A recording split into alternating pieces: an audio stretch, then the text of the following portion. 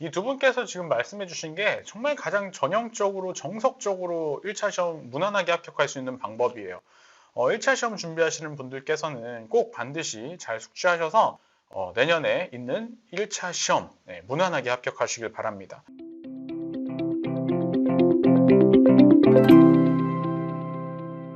안녕하십니까. 상세한 인터뷰에 새해를 맡고 있는 김세원 변리사입니다. 올해도 어김없이 찾아왔습니다. 우리 동차 합격자분들이 제 수업 들으시고 3명 이상이 나오셨는데 두 분을 이제 좀 소개해드리는 그런 자리를 갖고자 합니다. 그래서 우리 위대한 동차 합격자, 일단 간단한 소개 인사 먼저 받도록 하겠습니다. 자, 이민호 변리사님부터 간단한 소개 인사 부탁드립니다. 네, 안녕하세요. 전 이번 61기 시험에서 동차로 합격한 이민호라고 합니다. 저는 특허법 46점, 민소법 62점, 형표법 58.66점으로 총 평균 55.5로 합격했고, 저는 이제 2년간 엔지니어로 근무를 하다가 퇴사하고 공부를 시작을 했는데, 오늘 인터뷰가 퇴사 후에 공부를 고민 중이신 분들께 조금이나마 도움이 되었으면 좋겠습니다. 안녕하세요. 저는 이번에 61기 변리사 부진정 동차로 합격하게 된 유화정이라고 하고요. 저는 이번에 민사소송법 58.3점, 그리고 상표법 59점, 그리고 특허법 54점으로 총점 57.11점으로 석차 89등으로 합격하게 되었습니다. 네, 두 분 다 동차로 합격을 하셨어요. 그래서 우리 이민호 합격생분 같은 경우에는 소위 말하는 생동차로 정말 빠르게 합격을 하셨고, 우리 유하정 합격생분 같은 경우에는 비록 부진정 동차지만 여러분들 부진정 동차가 쉽다라고 생각하시면 절대 안 됩니다. 이거 엄청 어려운 거예요. 네, 그래서 동차로 합격하셨는데 좀 구체적인 수험 기간 좀 말씀 부탁드립니다. 우선 저는 작년 1월 말에 퇴사를 하고 공부를 시작을 해서 올해 2차 시험은 7월 말까지 약 1년 6개월 정도 공부를 하고 합격을 하였습니다. 저는 22년 3월부터 올해 7월까지 총 2년 5개월가량을 공부하였습니다. 네, 두 분 다 이제 상대적으로 이제 변리사 시험에서 그 평균적인 수험 기간보다 매우 짧은 기간으로 합격을 해주신 거예요. 정말 축하드립니다. 감사합니다. 정말 축하드리고요. 자, 그러면 이제 본격적으로 우리 수험생분들께 조금 도움이 될 정보를 좀 말씀드리고자 합니다. 두 분 다 일단은 1차 시험 준비 노하우를 조금 방출을 해주시면 감사할 것 같아요. 그래서 민법부터 우리 이민호 합격생부터 좀 부탁드립니다.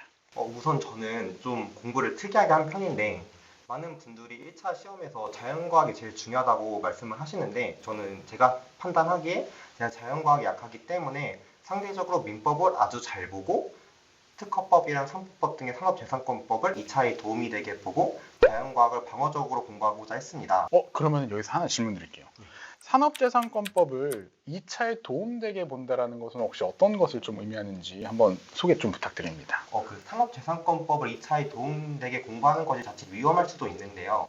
저 같은 경우는 그 조문에서 산업재산권법이 1차에서 조문을 되게 세세하게 나오는데 그런 조문 문제도 맞춘 것도 물론 중요하지만 그런 조문 문제의 암기를 이후로 미루고 그 전에 특허, 상표, 판례 강의를 들으면서 1차 때부터 특허, 상표, 판례 암기를 하는데 굉장히 많은 투자를 했던 것 같습니다. 특허는 솔직히 말씀드리면은 2차 공부 때 많은 도움이 됐다고 말씀드리기는 어려운데 상표 같은 경우는 1차 때부터 판례 문제를 거의 틀리지 않게 되었고 2차에 진입했을 때부터 그 대부분의 판례에 대한 사실관계를 다 기억하고 공부를 시작할 수가 있어서 이 부분에선 초반에 굉장히 큰 도움을 받았던 것 같습니다. 맞아요. 저도 기억이 납니다. 우리 이민호 합격생이 2차 이제 제 수업 들으시면서 한번 답안지를 보여준 적이 있어요.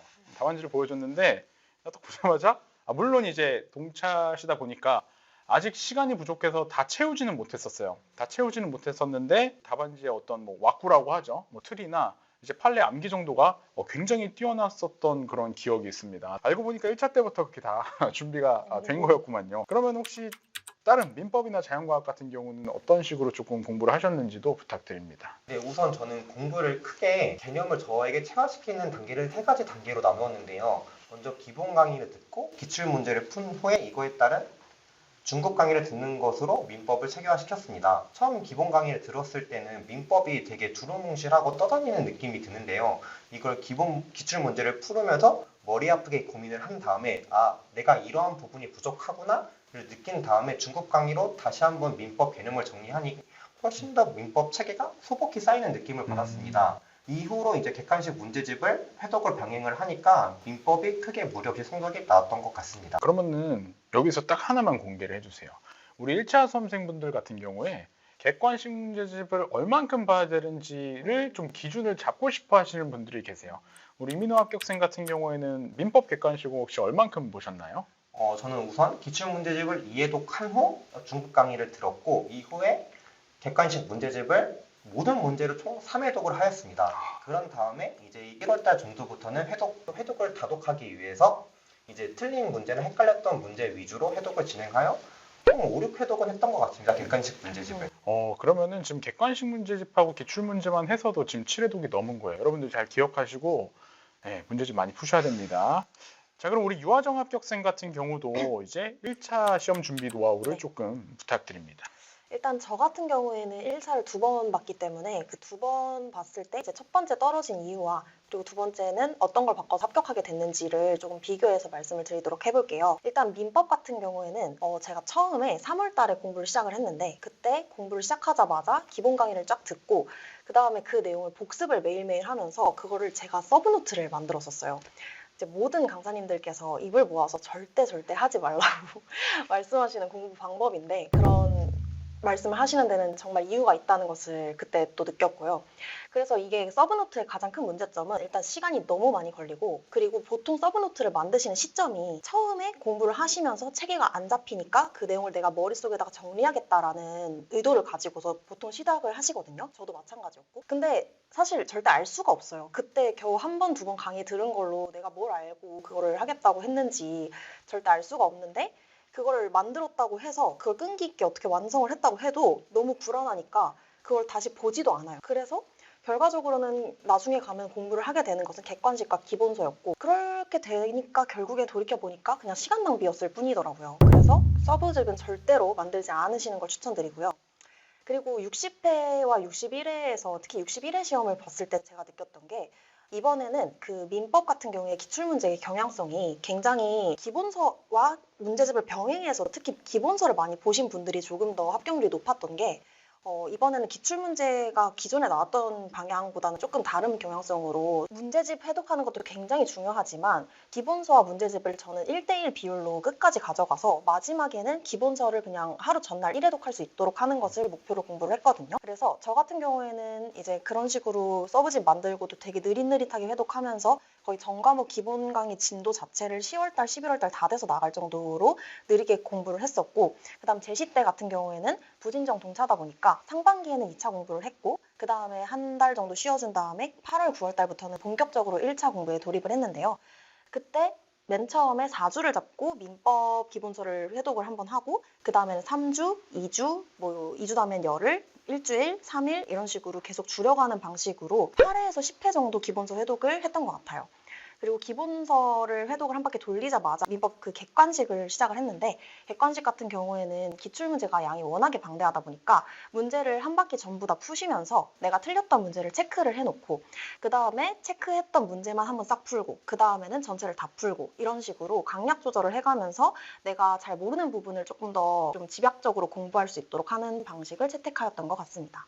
저도 마찬가지지만 이민호 합격생도 마찬가지고 유아정 합격생도 마찬가지고 모든 합격생이 마찬가지일 거예요. 여러분들 이제 그 사이클이 줄어든다라고 하잖아요. 회독에. 그 회독의 사이클이 줄어든다는 건 뭐냐면은 어떠한 내용의 목차만 봐도 그 내용이 다 떠오르기 때문에 그게 가능한 거예요. 그래서 여러분들이 그거는 막 억지로 처음부터 하려고 해서 되는 게 아니라 계속 반복을 하다 보면 언젠가는 되는 겁니다. 그래서 결국에 이 시험은 뭐 이제 시험 체계가 바뀌지 않는 이상은 이렇게 계속 반복 숙달을 함으로써 체화시키는 것밖에는 없다라고 생각을 합니다. 꼭 여러분들 너무 막 마음을 조급하게 먹지 마시고 단계를 밟아 나가시면서 그 과정을 조금 만드셔야 된다고 생각이 됩니다. 우리 유아정 합격생 같은 경우에는 자연과학에 대해서도 좀 말씀드릴 게 있으실까요? 네. 사실 저는 자연과학 같은 경우에는 극복을 조금 못한 케이스인 게 제가 1차 점수가 초시 때 산업재산권법, 민법, 그리고 자연과학법 이렇게 순서대로 77.5점, 87.5점, 50점, 그 다음에 제시 때가 92.5점, 90점, 그리고 52.5점이었거든요. 그래서 자연과학 같은 경우는 조금 극복을 하지 못했다라고 말씀드릴 수 있지만 그래도 제가 아쉬웠던 점, 그래서 왜 제가 자연과학 점수가 이렇게 낮게 나왔는지에 대해서 생각을 해보고 그에 대한 솔루션을 말씀을 드리자면 일단 절대적으로 자연과학에 투자한 시간이 다른 법 과목보다는 조금 더 부족했던 것 같습니다.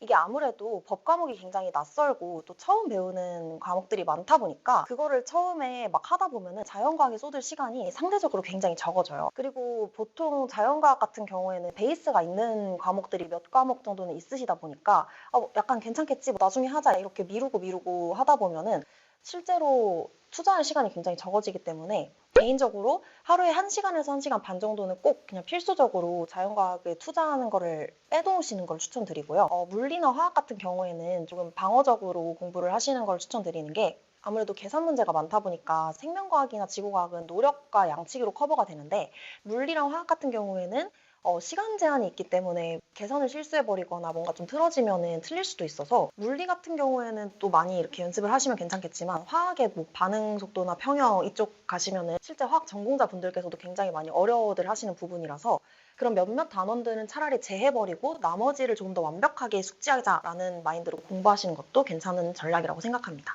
자, 그러면은 우리 이민호 합격생 같은 경우는 1차 시험에서 자연과학은 또 어떻게 준비하셨었는지 한번 그 조언 부탁드립니다. 우선 먼저 말씀드리면 제가 아까도 말씀드렸지만 공부를 특이하게 했거든요. 자연과학 4과목을 모두 방어적으로 공부를 했는데 자연과학 같은 경우가 어느 정도 잘하기는 가성비가 좋은데 너무 잘하려고 하다 보면 가성비가 떨어지는 경향이 있거든요. 맞아요.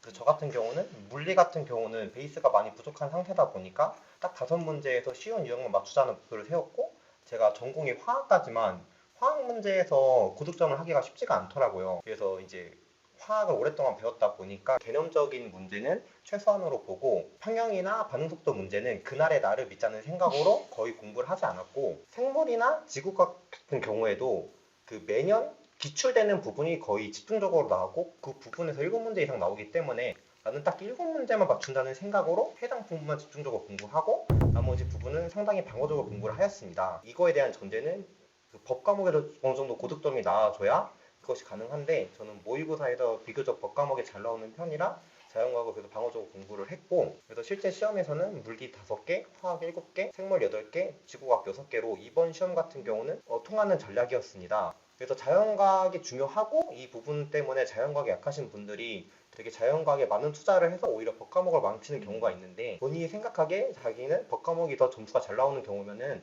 오히려 자연과학에 비교적 투자를 줄이고 법 과목을 압도적으로 잘 보는 방법도 한번 고려해 주셨으면 좋겠습니다. 이거 지금 이민호 합격생이 굉장히 겸손하게 얘기를 한 겁니다. 여러분 그 자연과학이라는 게 일단은 어떻게 제가 이제 말씀을 드리냐면은 지구과학하고 생물은 여러분들이 어떻게든 노력하면 되기 때문에 한 개 정도씩만 틀릴 생각을 하셔야 돼요. 근데 이민호 합격생 같은 경우에 지금 자연과학에서 7개 맞겠다라고 했잖아요. 그러면 나머지 그렇게 맞은 다음에 7개 맞으면 이거 되게 잘 보는 거거든요. 어떻게 보면 약간 천재과예요. 생동차니까 약간 천재과인데, 그러니까 이런 분들이 하는 말씀을 여러분들이 들었을 때, 아, 저 사람은 되게 그냥 법 과목만 열심히 해가지고 붙었구나라고 생각하시면 안 되고, 자연과학도 굉장히 열심히 한 겁니다. 다만 그 역치가, 열심히에 대한 역치가 상당히 그냥 좀 높았을 뿐이에요. 그래서 굉장히 겸손한 말이니까 여러분들 자연과학도 열심히 하셔야 되고요. 그 우리 유아정 합격생 같은 경우에는 1차 시험에서 산재법 한번 노하우 방출 부탁드립니다. 이거는 제가 또 느꼈던 게 초시 때랑 제시 때랑 공부법이 달라졌던 점 중 하나인데요. 일단은 저 같은 경우에는 1차 초시 때는 조문을 거의 하나도 안 보고 보긴 보더라도 기본서에 나와 있는 정도랑 기출문제집에 나오는 정도만 보고 암기를 하려고 하지 않았던 것 같습니다. 근데 저 같은 경우에 이제 1차 시험을 실제로 딱 봤을 때 느꼈던 점이 이게 생각보다 조문에서 되게 말장난을 많이 쳐서 정말 조문을 그냥 암기하려는 생각으로 공부를 해야 된다는 걸 딱 느꼈거든요. 그러니까 기본 강의를 이해하고 기출문제집을 보고 또 기본서를 회독하는 것도 물론 중요하지만 그만큼 중요한 것이 바로 조문을 암기하시려는 것이라고 생각을 합니다. 많은 분들께서 처음 조문을 접하면 특히나 특허법 같은 과목을 접하시면 애초에 이해조차 잘 되지 않는데 이걸 조문까지 암기하라고 하면 너무너무 버겁다고 생각을 하실 수밖에 없지만 그래도 이제 처음에는 조문 회독하는 방식으로 시작을 하셔서 어느 정도 특허법, 상표법, 디자인보호법에서 각각 조문이 달라지는 포인트 정도는 암기를 하셔야 실제 시험을 대비할 수 있을 거라고 생각을 해서 저 같은 경우에는 처음에 제시 때 그 4주를 잡고 특허법을 한 바퀴를 돌리면서 암기를 했고 그 다음에는 특허법을 계속 가져가면서 상표법을 추가하고 그 다음에 이제 특허랑 상표를 왔다 갔다 계속 하면서 디보법을 조금씩 보고 이런 식으로 쌓아나가면서 조문 암기를 진행했던 것 같습니다. 오케이. 1,000원 드린다고 합니다. 네. 처음 이야기하기보다 저도 같은 견해로 말씀을 드리면은 제가 아까 판례 강의를 듣고 조문 공부를 조금 뒤로 미뤘다고 했는데 이게 판례 강의를 하고 조문 암기를 했다는 거 조문 암기를 안 한 게 아니거든요. 저도 물론 막판에 조문 암기 정말 열심히 했고 특히 고득점을 위해서 조문 암기가 중요하니까 저 역시 다시 한번 조문 암기를 강조드리고 싶고 그런 부분에서 그 김세원 변리사님의 조문 노트가 그 조문과 해당 관련된 판례가 함께 정리가 돼 있어서 그거를 막판에 사가지고 엄청 해석을 많이 했거든요. 그래서 김세현 변리사님의 세상표법 조문 노트도 한번 봐주시면 어떨까 싶습니다. 자, 이제 세상표법이 아니라 코미상표법으로 바뀌었고 맞습니다. 이 광고가 아닙니다, 여러분들. 이거 갑자기 첨언한다 해서 이거 대본에 없는 내용이어서 당황스러운데 아무튼 간에 일단 조문이 중요해요. 그 조문을 보실 때 그냥 이렇게 암기를 하셨다고 또 되게 겸손하게 말씀을 해주셨는데 그냥 암기하신 게 아닙니다. 보면은 이 조문과 매칭되는 판례를 보면서 이렇게 조문을 음미한다라고 하죠. 그 조문의 의미를 암기를 하신 겁니다. 우리 유아정 합격생이나 임노 합격생, 그 동차라서 본인이 엄청나게 뛰어나다는 걸 모르고 계세요. 네, 여러분들 잘 감안해서 들으셔야 됩니다. 자, 그럼 이제 대망의 2차 시험 노하우예요. 수험생분들께서는 아무래도 2차 시험에 훨씬 더 관심이 많이 계십니다. 1차 시험을 계속 합격하신다고 하더라도 2차 시험에서 계속 불합격하시는 분들도 계시고 한 번에 붙으셨지만 2차 시험에 공통적으로 적용되는 노하우들이 있을 것 같아요. 자, 그러면 이제 대망의 2차 시험 준비 노하우를 조금 부탁드릴 텐데요. 일단은 2차 시험 준비에는 우리가 할 말이 많을 것 같아요. 그래서 이게 진짜 상당히 리스크가 있는 방법임을 다시 한번 강조드리면서 그럼에도 불구하고 목표가 동차 합격이다라고 하시는 분들께는 또 반드시 필수적으로 저는 1차 기간 때